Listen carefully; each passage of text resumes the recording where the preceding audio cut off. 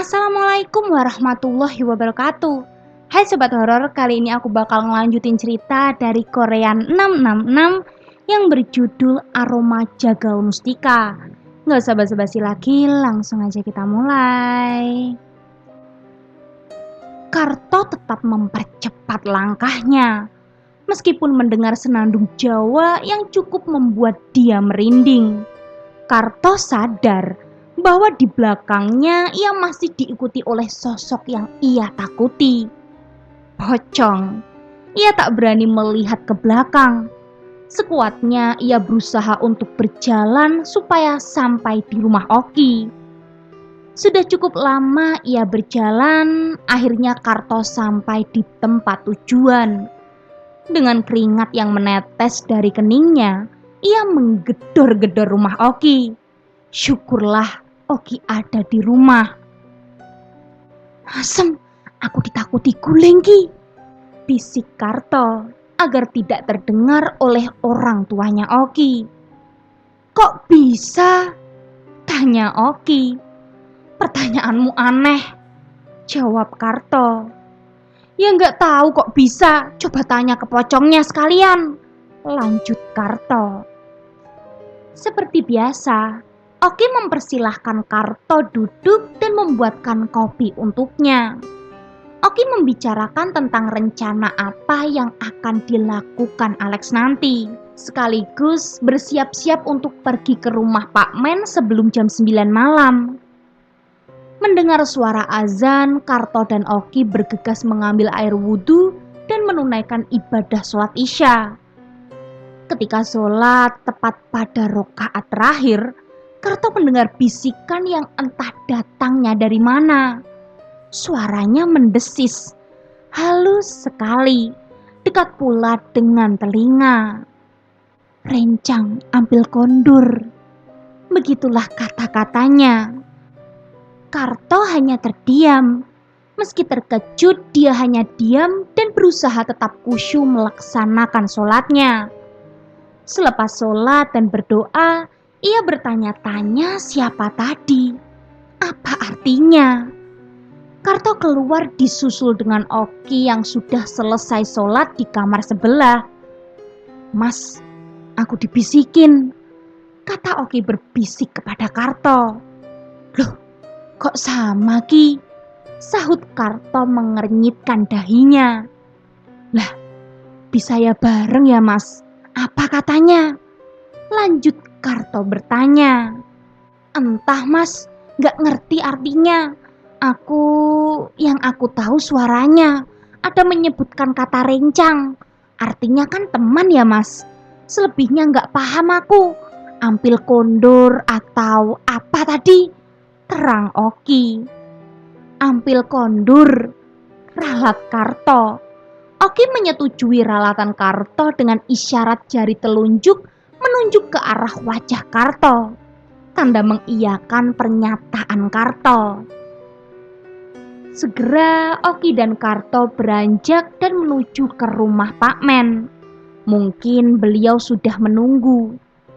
Karto dan Oki menyalakan motornya dan bergegas ke rumah Pak Men setelah berpamitan dengan orang tuanya.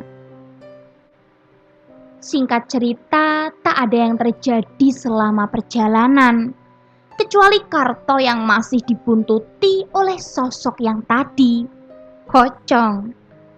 Sesampainya di rumah Pak Men, benar sekali, Pak Men sudah menunggu mereka berdua. Tetapi di sana Pak Men tidak sendiri. Ada Pak Yok yang berada di samping Pak Men.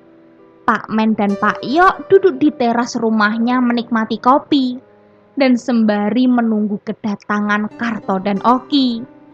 Weh, kok ganteng temenmu Kar? Tanya Pak Yok yang tersenyum melihat Karto. Lah, Oki ganteng gimana toh Pak? Bentuknya kayak belut, ganteng dari mana?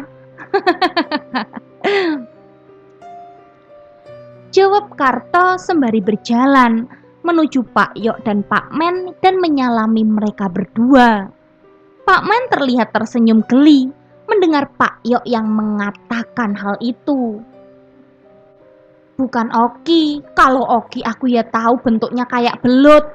Buktinya belum pernah aku lihat dia menggandeng perempuan, ujar Pak Yok masih tersenyum. Iya, terus aja, hina terus aja, potong Oki yang justru malah ikut gemas. Itu yang ngikutin kamu, Kar, gulingan, kata Pak Yok. Mendengar hal itu, wajah Oki dan Karto mendadak berubah menjadi pucat. Pak, sudahlah, jangan dibicarakan, sahut Karto mencoba meredam kecemasan. Karto pun memalingkan pembicaraan ke hal yang baru saja ia alami, termasuk kejadian yang juga dialami Oki. Rupanya ambil kondur artinya adalah bawa pulang, bahasa Jawa kuno atau biasa disebut bahasa Kromo Inggil. Bahasa yang sudah tidak pernah digunakan di kalangan Jawa, apalagi di daerah Kayu Aro, lebih tepatnya tidak digunakan oleh kaum muda.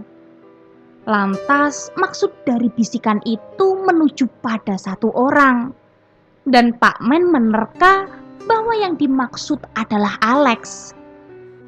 Kemungkinan besar ia akan dibawa oleh sosok yang berada di alam lain jika ia terus melakukan sesuatu yang salah. Pembicaraan sudah mulai menjurus pada niat Alex yang akan menarik merah delima di aroma peco. Pak Men justru tidak ingin mencegahnya, melainkan membiarkan Alex tetap melakukannya. Tetapi tetap harus dipantau. Bagaimanapun juga, Alex adalah salah satu muridnya yang cukup berpotensi. Pak Men juga sudah mendengar bahwa Alex akan ditemani oleh seorang guru di padepokan sebelah, yang juga masih anak murid dari Pak Men yang sudah cukup tua. Pembicaraan berlangsung cukup lama, hingga tak sadar jam sudah menunjukkan pukul 11 malam. Karto, Oki, Pak Men dan Pak Yok bergegas menuju ke aroma peco. Selama perjalanan semua berjalan lancar, kecuali Karto. Lagi-lagi Karto, dan ia masih tetap saja diikuti oleh pocong. Entah kenapa, Karto yang menyadari itu sedikit emosi dan geram. Asem, minggat kamu, maki Karto yang membuat Oki hanya heran. Ya, walaupun Oki paham akan hal itu. Selaras dengan makian itu, pocong itu pun menghilang entah kemana. Karto bersyukur akan hal itu. Perasaannya sudah lebih tenang. Sesampainya di sana, mereka langsung mencari tempat menunggu kehadiran Alex dan yang lain. Suasana sangat mencekam malam itu. Terang dan bulannya memancarkan sinarnya, menambah kengerian yang ada di sana. Beberapa demit pun ikut bergabung dengan mereka, walaupun yang menyadari hanya Pak Men dan Pak Yok. Tapi tentu saja Pak Men dan Pak Yok tidak membuat Karto dan Oki panik. Mulai dari kuntilanak, pocong, genderuwo, juga pemilik popok yang ada di pohon seberang, dan masih banyak lagi. Cukup lama mereka menunggu, akhirnya Alex dan yang lainnya datang. Mereka berempat salah satunya juga mereka kenal, termasuk guru padepokan sebelah. Karto dan Oki terbelalak melihat apa yang ia lihat. Linggar juga berada di sana. Karto, Oki dan yang lainnya tidak mengambil tindakan. Hanya bergumam dalam hati masing-masing. Mereka masih mengamati apa yang akan terjadi nantinya. Semua orang yang datang bersama Alex sudah berada di tengah danau. Mereka berdiri di sebuah pondok, hampir mirip seperti pentas, dan menyiapkan semuanya. Mulai dari minyak-minyakan, pusaka pembantu, sesaji lengkap dengan ayam ingkung, dan setelah semua keperluan disiapkan, Alex, Linggar, dan 2 orang lainnya mulai menghadap satu sama lain duduk membuat lingkaran. Sedang Karto dan Oki dan yang lainnya masih mengamati mereka dari kejauhan. Perasaanku gak enak ini, Yok, bisik Pak Men kepada Pak Yok. Gimana? Balas Pak Yok berbisik. Aku takut yang dibawa ini bukanlah Alex, ujar Pak Men. Udah lihat aja, nanti kalau ada apa-apa baru kita turun, jawab Pak Yok menenangkan Pak Men yang merasa sedikit khawatir. Tak seperti saat pertama Pak Men tiba di lokasi. Karto mencuri dengar bisik-bisik antara Pak Yok dan Pak Men. Mungkin yang mereka maksud adalah Linggar. Tapi Karto lebih memilih diam dan pura-pura tidak mendengar. Bulan semakin terang menyinari danau. Cahayanya memantul dan menyelinap di antara dedaunan pohon-pohon besar hingga malam semakin larut. Suasana menjadi semakin mencekam.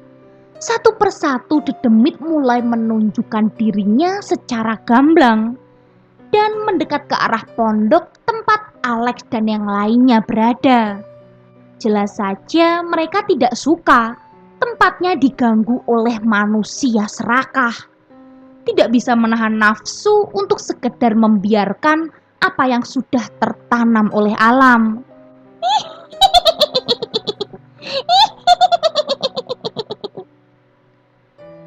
Suara cekikikan yang entah berasal dari mana membuat Oki sedikit takut.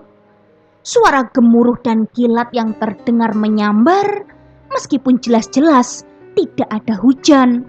Bahkan awan mendung pun tak terlihat. Air di danau yang semula tenang kini seolah terombang-ambing serupa air dalam ember yang sengaja diguncangkan. Suasana yang semula hanya mencekam kini berubah menjadi sangat mencekam. Oki berpegangan tangan kepada Karto dan Karto membiarkan hal itu. Dia paham bahwa Oki sedang ketakutan. Kini angin yang mulai berhembus kencang dan menerbangkan daun-daun yang jatuh ke dasar tanah. Aroma kemenyan tercium kuat.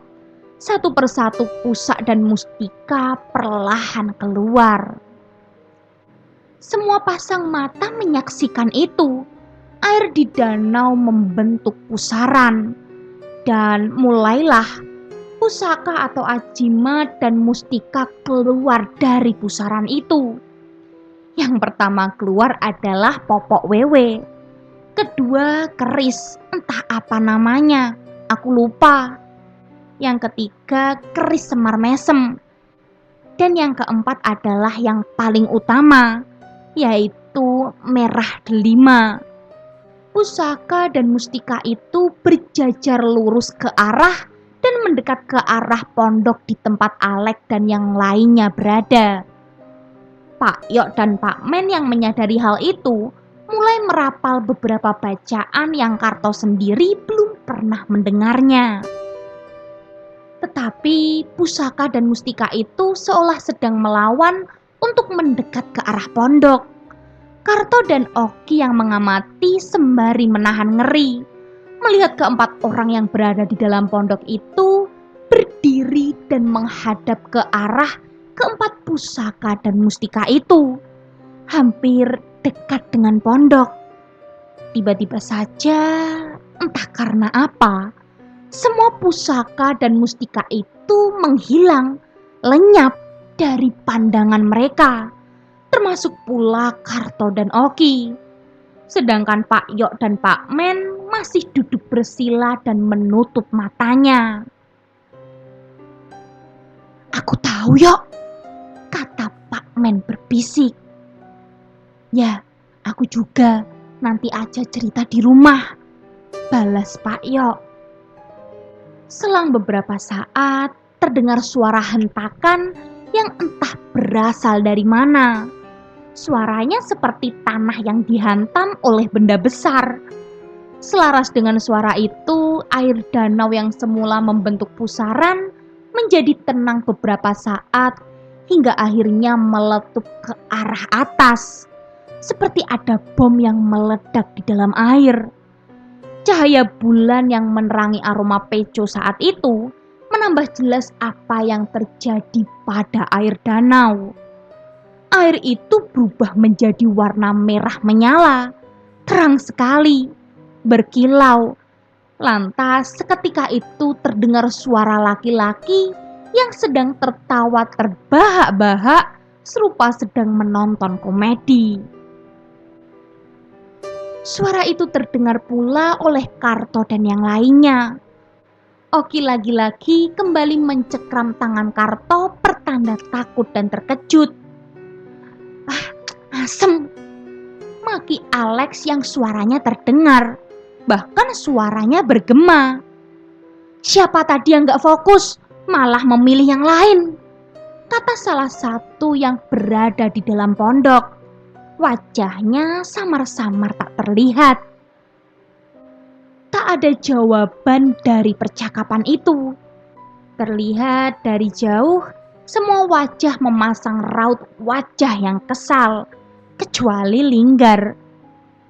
Hening sesaat, hingga akhirnya mereka pergi meninggalkan pondok dan merapikan semua perlengkapan. Setelah semua pergi dari pondok dan lampu motor mulai menjauh dari aroma peco, Karto dan yang lainnya mendekati pondok dan memastikan bahwa tidak ada yang tertinggal. Gimana sobat horor? Penasaran kan? Apakah perburuan mustika itu sudah berhenti sampai di sini? Ataukah masih akan berlanjut? Kalau gitu tunggu kelanjutan ceritanya dan jangan lupa nyalakan lonceng notifikasinya. Bye!